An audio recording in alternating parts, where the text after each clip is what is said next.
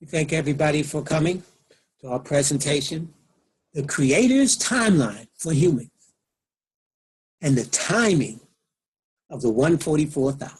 When does the 144,000 come in? Is there a time frame? Does the Creator have a timeline of when he introduces these people? Has he told us about this timeline? Yes, he has. This is webinar on August 11th, 2018 by Dr. Emanuel, the electric man. Okay, as we move forward in this study, you will notice we are going to be covering the timeline of history. We'll be looking at the 7-year plan of redeeming humans or mankind, we can put it. We'll see through this timeline that there was 6,000 years for the reign of sin in our members. And then we will find the sabbatical, yes, the time of rest, which was foretold in the 7,000-year plan, or the 7-day plan. You'll see how we all tie it together as one easy understanding timeline. During this 1,000-year reign or sabbatical, the last 1,000 years, that'll be the reign of peace. And so if we use around 4,000 BC as the fall of Adam and Eve, okay, we're just talking about the fall, not the creation. The creation story, when we start with the creation, we don't know how long Adam and Eve were in the Garden of Eden before they fell. So according to what I'm understanding is sin didn't enter into the scene, or decay into the scene, or death didn't enter the scene until after the fall. So as we are in the fall,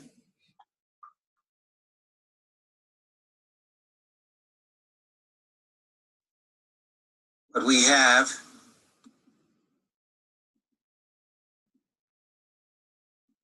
when we talk about the fall of mankind, or the fall that occurred, what we have is that, like I said, we don't know how long humans were around before then. And remember, the name that we saw that they translate as Adam or Adam means human. So it's not even referring also to a person, it's referring to human, okay? Now, that's based on a lot of other things. So when we look here and we talk about the fall, so prior to the fall, we don't have a time frame. We could have been in the garden a million years. We have no clue. It could have been 1,000 years. We have no clue. So this part we don't know anything about. So we're talking about after the fall, after time came into existence or decay or death. Then we talk about for the first 2,000 years, at this around 2000 BC, that's when Abraham comes on the scene. Okay, so now the question is, what happened this first 2,000 years? Then another 2,000 years for the Hebrews as they ruled. Then this ends up around 4 BC. Now, around 4 BC, this is around the birth of the Messiah. And then we talk about the time of the Gentiles came. Now, the time of the Gentiles, we don't know exactly when the time of the Gentiles, but we think it's around 33 AD.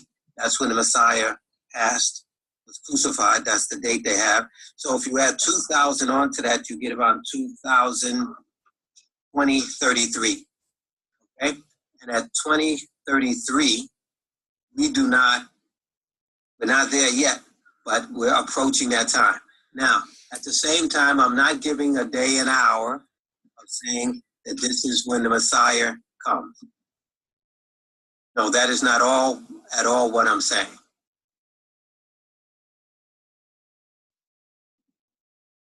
So, since that's not at all what I'm saying, I don't want no one to walk out of here saying that Dr. Emanuel said in 2033, the end of the world is coming. No, that's not what I'm saying. These are all approximate time frame. We don't know this exact time frame. It's an approximate time frame, and then we're using mathematics. When we use mathematics, we have to realize that there's a plus or minus 5 to 10% error. Get that? 5 to 10% error. So this date and can be off by 5 or 10%. That's a lot of years. So I just want to share that with you so no one walks out of here. Okay, so now when we talk about the creation of Adam and Eve in the 7 days, that the man was created on the 6th day. Okay, so that so the first full day that man lived, or humans lived, was called the Sabbath, which I showed you on that chart before. Now, 7 represents completeness or wholeness.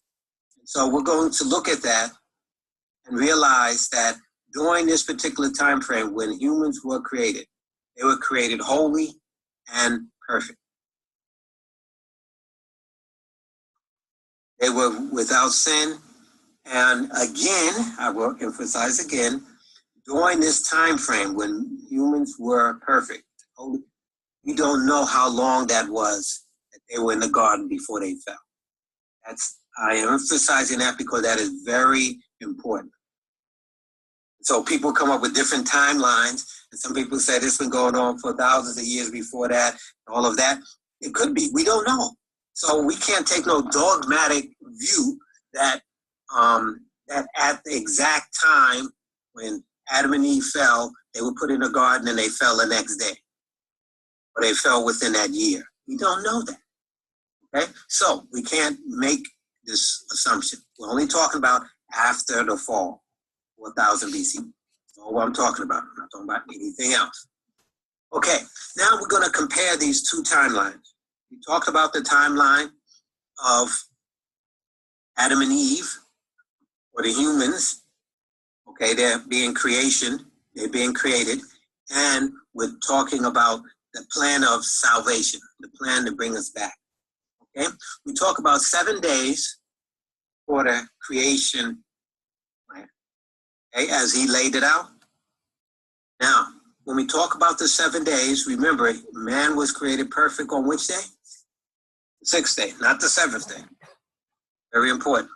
Okay, now we're going to compare this. The Bible tells us that 1 day is 1,000 years of with Yahweh.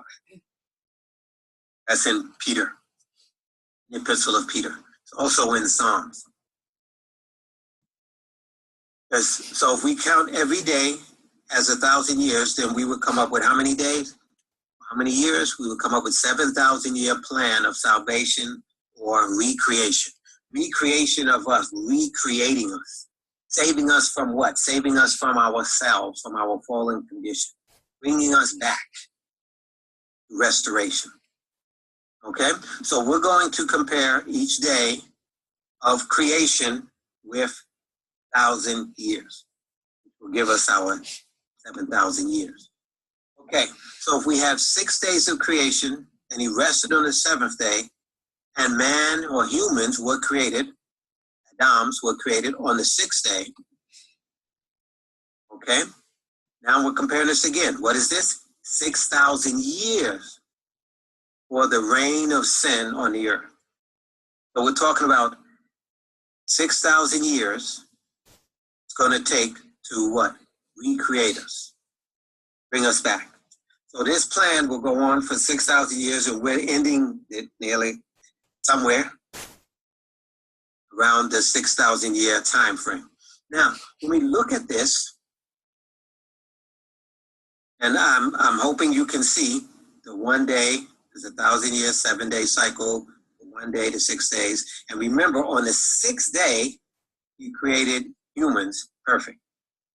Okay, so during this time frame, for that to occur, what has to happen next is that Now, a lot of this goes into greater detail when I do last day events. So this is just a synopsis of the time frame that we're living in. But I think we need to understand that just so that we can get a better understanding of what's going on, what has been going on. Okay, so we have day 1, 2, 3, 4, 5, 6. Okay, this was when he was created perfect. So then we should know that the perfection of the 144 will be during this time frame. That's my point. That when he was created, when he recreates it, he recreates the 144 at this end time. That's why it's an end time prophecy. It's right before the sabbatical. Okay? All right, I hope you're following that. And during the sabbatical, that's going to be the sabbatical millennium. That's when we will live and reign with him for 1,000 years, 1,000 years of peace. As you can see, this is called the sabbatical millennium because this is the first millennium, second, third, fourth, fifth, sixth. And now we have the sabbatical millennium. Now, remember, everything is in 7. We have weeks of 7. We have 6 days thou shalt labor and the 7th day rest, sabbatical. Then it talks about that every year the land needs to rest. So if you work the land for 6 years, the 7th year is the sabbatical. And that's when you're supposed to let the land rest. Then this same pattern, and so this is the pattern that was given. So as you can look at this as days or as years, okay, you can see in the 7th year, you rested. On the 7th day, you rested. And on the 7,000th year, land will rest. Earth, I believe. Okay, so as you can see, the 1st, the 2nd, 3rd, 4th, 5th, 6th, sabbatical millennium. Now, who was learning and living during those time frames? Who was Yahweh's people during those time frames? Big question. Okay, so whenever we're talking about the Bible, we're always talking about a time frame that leaves out the first 2,000 years. Abraham. So what happened during those first 2,000 years? Who were the first people to worship and serve Yahweh? That part is always left out of these books, out of these commentaries, and out of everything because they don't want us to know that. But we do know it. And these are the Africans. This is when the Africans reigned and ruled, and the Africans served the Creator during that time frame. Then, the second 2,000 years, around 2000 BC, that's when Abraham, the Hebrews, came on the scene of action. And then they served him during this particular time frame. And they served him all the way up until around 0 BC. That's when the Gentiles started coming in, around 33 BC. And then we have the last 2,000 years that the Europeans have been reigning. Okay, so we have all of these different people learning about Yahweh and his will. Now the question is, what do we do with this? Who has been following Yahweh the longest? Obviously, the Africans have been following him the longest, but no one in the European world who rules today wants you to even think about who was the first people. And then now in the Christian world, they tell you that Judaism is gone away with and all the Hebrew stuff is gone away with. And they're telling you, hey, then they're not important either. So the only people that are important according to today's Christian standard is the European. Now, this is most interesting because they have been the last ones to learn about the Creator. So if you're the last ones to learn about the Creator, how do you know anything? So that's why when we talk about this, notice it says the African Hebrews. So because all the Africans did not forsake Yahweh at that time, because you know what Noah didn't and so forth. So all the people did not forsake Yahweh. So these Africans that followed Yahweh, and the Bible talks about a mixed multitude that left Egypt. And as we go through our studies, you'll see the intermarriage of these Africans with the Hebrews, and that's why they're called African Hebrews. You can just even think of it yourself. There was you have 12 tribes. In those 12 tribes, you have 4 wives. Jacob has 4 wives. He has Leah, who he was tricked into. Okay. Then 7 years later, he was able to marry Rachel, which was his love. So those were the 2 sisters. And then when Rachel couldn't have children, she told Jacob to go into a handmaiden, which was Bilhah.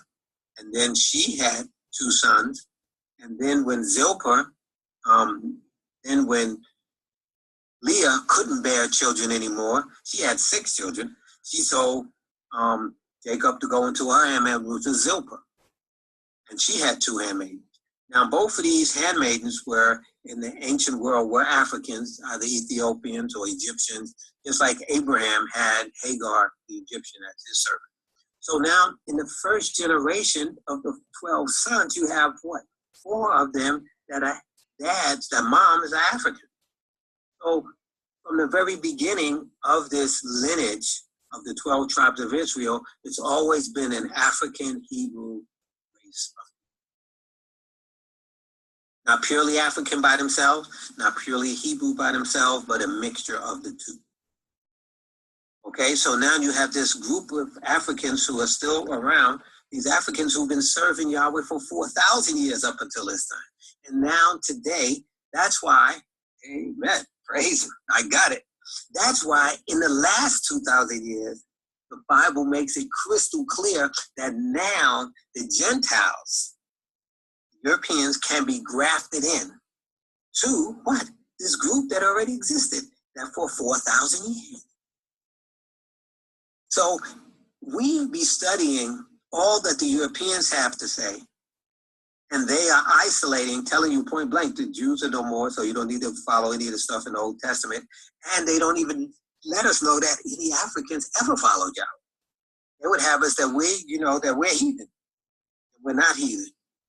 Okay? So now, as we go through this journey, we're going to be searching and discovering so many things in Africa as it relates to prove this point. Okay? This is just going to be a proven point as you go through and understand. And notice, okay, how do you have any Africans? Where does the Bible talk about Africans being his people? You're talking about him being his people. Okay, I don't see that in the Bible. Tell me where that is. Okay, most people do read the part that talks about that the Gentiles, can come in.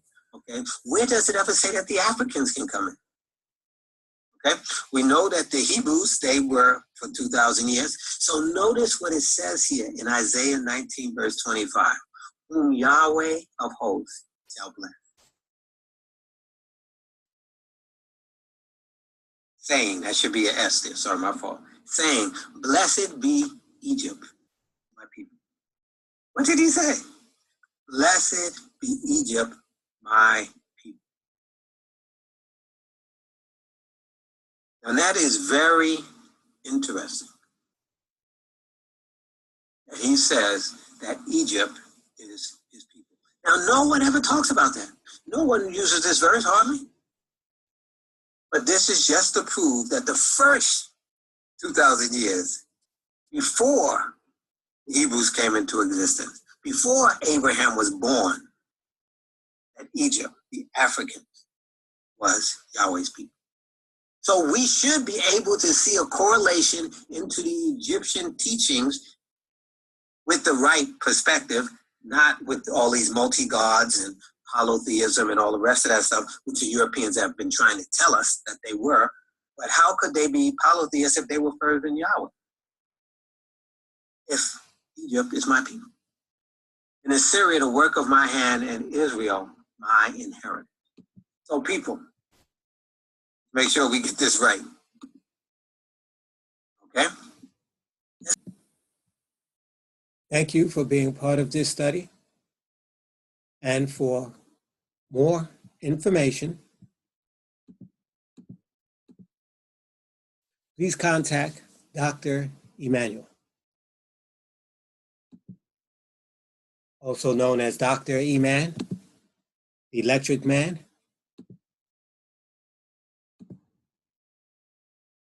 His email address is Emanuel, Emanuel at ESNScorp.com. And visit his website, www.peopleofcolor1.com. When you visit his website, click on the schedule of events, which talks about his workshops, classes that he has online, webinars, ebooks, workbooks. Also, his 3-day and 10-day cleanse program. Look forward to hearing from you. Thank you for being part of this study.